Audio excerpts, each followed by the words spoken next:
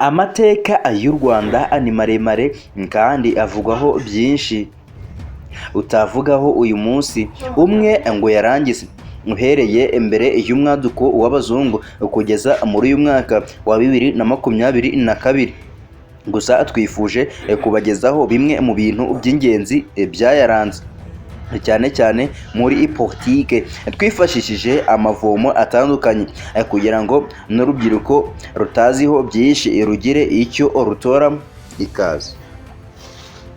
Mu binyejana bitandukanye u Rwanda rwari ruyobowe n'ubwami bwegereye abaturage, rwayoborwaga n'abami b'abatutsi bavaga mu bwoko bumwe.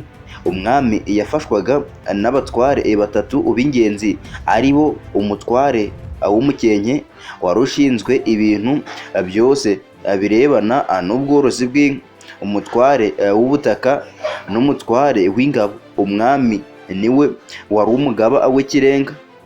Imibanire isanzwe hagati y'abahutu n'abatutsi n'abatwa yari myiza kandi umubano wabo wari imagirirane.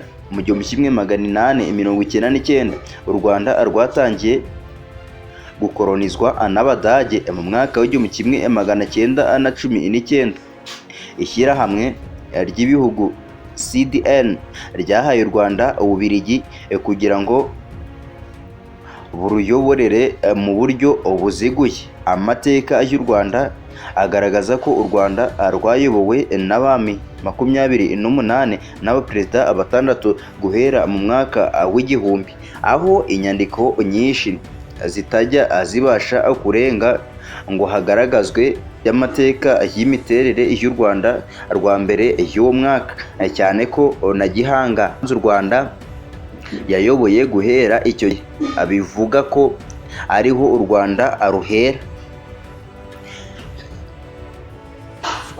Twihuse rero, dore uko abami bategetse u Rwanda bagiye bakurikirana. Ku mwanya wa mbere Gihanga wa mbere Ngoma Ijana mu 1191 kugeza mu 1124. Ku mwanya wa kabiri Kanyarwanda Gahima mu 1124 kugeza mu 157. Ku mwanya wa gatatu Yuhi wa mbere Musindi muri 57 kugeza muri 80. Ku mwanya wa kane Ndahiro wa mbere Ruyange mu 1180 kugeza mu 1213. Ku mwanya wa gatanu Ndoba mu 1213 kugeza mu 1246. Ku mwanya wa gatandatu Samembe mu 1246 kugeza mu 1279. Ku mwanya wa karindwi Insoro wa mbere Samukondo mu 1479 kugeza mu 1312. Ku mwanya wa munani Ruganzu wa mbere Bwimba mu 1312 kugeza mu 1345. Ku mwanya wa cyenda Cyilima wa mbere Rugwe mu 1345 kugeza mu 1378. Ku mwanya wa cumi Kigeli wa mbere Mukobanya mu 1378 kugeza mu 1411. Ku mwanya wa 11 Mibambwe wa mbere Sekarongoro wa mbere Mutabazi wa mbere mu 1411 kugeza mu 1444. Ku mwanya wa 12 Yuhi wa kabiri Gahima wa kabiri mu 1444 kugeza mu 1477. Ku mwanya wa 13 Ndahiro wa kabiri Cyamatare 1477 kugeza mu 1510. Ku mwanya wa 14 Ruganzu wa kabiri Ndori 1510 kugeza mu 1543. Ku mwanya wa 15 Mutara wa mbere Nsoro wa kabiri Semugeshi mu 1543 kugeza mu 1576.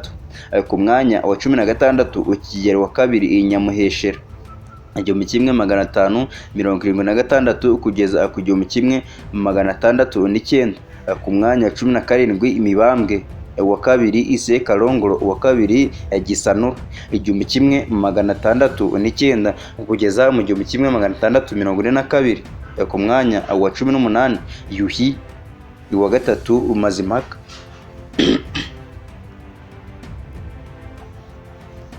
Yuhi wa gatatu Mazimpaka mu 1642 kugeza mu 1675. Ku mwanya wa 19 Cyilima wa kabiri Rujugira mu 1675 kugeza mu 1708. Ku mwanya wa 20 Kigeli wa gatatu Ndabarasa 1708 kugeza mu 1741. Ku mwanya wa 21 Mibambwe wa gatatu Mutabazi, uwa kabiri Ise Ntabyo 1741 kugeza mu 1746. Ku mwanya wa 22 Yuhi wa gatatu Gahindiro 1746 kugeza mu 1882. Ku mwanya wa 23 Mutara wa kabiri Rwogera 1882 kugeza mu 1853. Ku mwanya wa 24 Kigeli wa kane Rwabugiri mu 1853 kugeza mu 1895. Ku mwanya wa 25 Mibambwe wa kane Rutarindwa 1895 kugeza mu 1895. Uyu yakorewe kudeta. Ku mwanya wa 26 Yuhi uwa gatanu Umusinga 1895 kugeza mu 1931. Ku mwanya wa 27 Mutara wa gatatu Rudahigwa 1931 kugeza mu 1959. Ku mwanya wa 28 Kigeli wa gatanu Ndahindurwa mu 1959 kugeza mu 1960. Nyuma y'ingoma ya cyami u Rwanda rwabaye repubulika rutangira kuyoborwa n'abaperezida kuri ubu bamaze kuba abatandatu. Dore uko nabo bagiye bakurikirana. Ku mwanya wa mbere turasanga Dominique Mbonyumutwa. Mbonyumutwa Dominique niwe perezida wayoboye u Rwanda mu gihe ikigeragezwa rya repubulika ryabaye mbere y'uko rubona ubwigenge. Nyuma kandi irangira ry'ingoma ya cyami mu Rwanda, Mbonyumutwa yayoboye u Rwanda mu gihe cy'amezi 9 gusa, kuva tariki ya 28 Mutarama kugeza tariki ya 26 Ukwakira mu 1961. Kuva ku butegetsi kwe byatewe nuko atabashije gutsinda amatora. Uyu Dominique Mbonyumutwa yari yaravutse mu 1921. Nyuma yaje gutabaruka tariki ya 26 Nyakanga 1986 aguye mu Bubiligi. Ashyingurwa mu cyahoze ari Igitarama, ahari hubatse stade yari yaramwitiriwe. Ku mwanya wa kabiri turasanga Kayibanda Geregwari. Kayibanda Geregwari niwe wabaye perezida wa kabiri w'u Rwanda rwagize, akaba ari nawe wa mbere waruyoboye kuva rwabona ubwigenge, ndetse ni nawe wa mbere wabaye perezida habayeho amatora. Kayibanda yagiye ku butegetsi tariki ya 26 Ukwakira 1961. Atsinze amatora ayobora manda ye ya mbere kugeza mu 1965, ubwo yongeraga kwiyamamaza ari we mukandida rukumbi, ndetse anongera kwiyamamaza ari wenyine mu 1969. aho hose atsinda amatora. Yayoboye imyaka 12 kugeza ku tariki ya 4 Nyakanga 1973, ubwo yahirikwaga ku butegetsi na Juvenal Habyarimana wari inshuti ye magara, akaba yari na minisitiri w'ingabo icyo gihe. Yahise afungwa hamwe n'umugore we, maze ibaza gupfira mu nzu bari bafungiyemo Ikavumo hafi ya Kabgayi ku tariki ya 15 Ukuboza 1976. Bivuga ko Habyarimana yabicishije inzara kugeza abashizemo umwuka. Kayibanda Geregwari yapfuye afite imyaka 52 kuko yari yaravutse tariki ya 1 Gicurasi mu 1924. Ku mwanya wa gatatu Juvenal Habyarimana yavutse ku itariki ya 8 Werurwe mu 1937 ayobora u Rwanda imyaka myinshi kurusha abandi bose bayoboye u Rwanda kugeza ubu, kuko yayoboye imyaka 21. Yagiye ku butegetsi ku itariki ya 5 Nyakanga 1973 ahiritse ku butegetsi Igerwa Kayibanda bari inshuti magara. Akigera ku butegetsi yashyizeho politike y'ishyaka rimwe. Ubutegetsi bwe burangwa no gusumbanisha no kuvangura abaturage hagendewe ku moko cyangwa aho bavuka. Ubutegetsi bwe kandi bushinjwa kuba bwarateguye bukanashyira mu bikorwa jenoside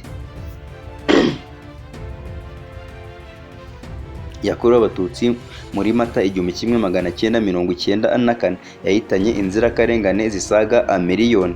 Amaze gushinga MRND ryari ryo shyaka rukumbi ryemewe mu gihugu, Juvenal Habyarimana yagiye akoresha icyari nk'ikinamico y'amatora, aho yiyamamazaga wenyine ntawe yibahanganye.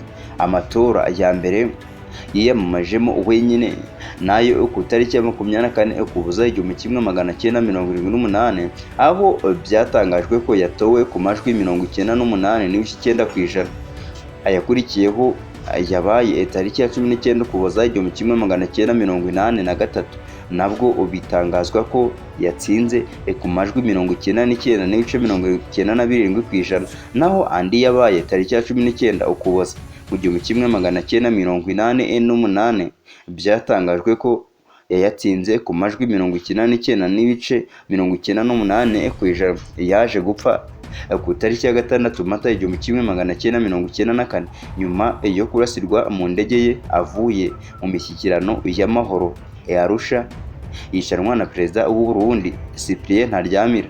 Yarahaye rifuti bava muri Tanzania. Ku mwanya wa 4 Dr. Sindikubwabo Theodore. Dr. Sindikubwabo Theodore wavutse mu 1928 niwe wayoboye u Rwanda igihe gito gishoboka cy'amezi 3. Sindikubwabo wari ukuriye inteko nshinga amategeko icyo gihe yabaye perezida kuva tariki ya 9 Mata 1994 mu cyari cyiswe leta y'abatabazi. Nyuma y'iminsi 3 Perezida Habyarimana yishwe. Yayoboye mu gihe cya jenoside kandi azwiho kuba yaragiye ashishikariza Abahutu kwica Abatutsi, ndetse agashimira cyane ababaga bakora ubwicanyi cyane. Yavuye ku butegetsi nyuma y'amezi 3 gusa ingabo za FPR Inkotanyi zimaze kubohoza igihugu. Ingoma ye yarangiye ku itariki ya 19 Nyakanga mu 1994 ubwo yahungiraga mu cyahoze cyitwa Zaire, ari nabwo yapfiriye mu 1998 ku myaka 70 y'amavuko. Umwanya wa 5 turasanga Bizimungu Pasteur. Bizimungu Pasteur niwe wayoboye u Rwanda nyuma yo kubohozwa na FPR. Guhera ku itariki ya 19 Nyakanga mu 1994 Pasteur Bizimungu yayoboye u Rwanda mu gihe gikabakaba imyaka 6 kugeza ubwo yatangazaga ko yeguye ku bushake itariki ya 23 Werurwe mu mwaka w'2000. Akimara kwegura 2001 afatanije n'abandi bantu 6 barimo Charles Ntakirutinka wabaye minisitiri w'ingufu, imirimo ya leta no gutwara abantu n'ibintu, bashinze ishyaka bise PDR Ubuyanja, Parti Démocratique du Renouveau, Democratic Party of Renouveau Ubuyanja. Mu gihe uyu Pasiteri Bizimungu yahoze mu ishyaka rya FPR Inkotanyi ubwo yari perezida mu matora